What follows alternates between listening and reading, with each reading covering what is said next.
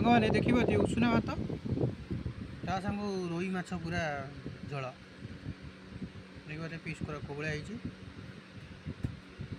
ଏତ ଉଡ଼ିବ ଆଉ ଗୋଟେ କଞ୍ଚା ଲଙ୍କା ରସୁଣ ଅଛି ଦେଖିପାରୁଥିବେ। ଉଷୁନା ଭାତ ସହିତ ରୋହି ମାଛ ଝୋଳ ଯେଉଁ ମଜା କେଉଁଠି ନାହିଁ। ଫାଷ୍ଟ ଟିକେ ନେଇଯିବା ଝୋଳ ତାକୁ ମିକ୍ସ କରିଦେବା। ପ୍ୟାନ୍ଟା ବୁଲୁଛି ସାଉଣ୍ଡଟା ବି ସ୍ଲୋ ଆଉଥିବ ଏମିତି ନେବା ମୋ ଷ୍ଟାଇଲରେ ବୋବାଲ ହେଇଛି। ଆଉ ରୋହି ମାଛ ଟିକେ ନେଇଯିବା ଫାଳେ ଟିକେ ବୁଡ଼େଇ ଦେବା ଝୋଳରେ ରାତିଯିବି ଜୋରରେ ଦେଖିପାରୁଥିବେ ପିସ୍ ବୋବାଲ। ଆପଣମାନେ ଆସନ୍ତୁ ଖାଇବା ସାଙ୍ଗ ହେଇକି। ରହୁଛି।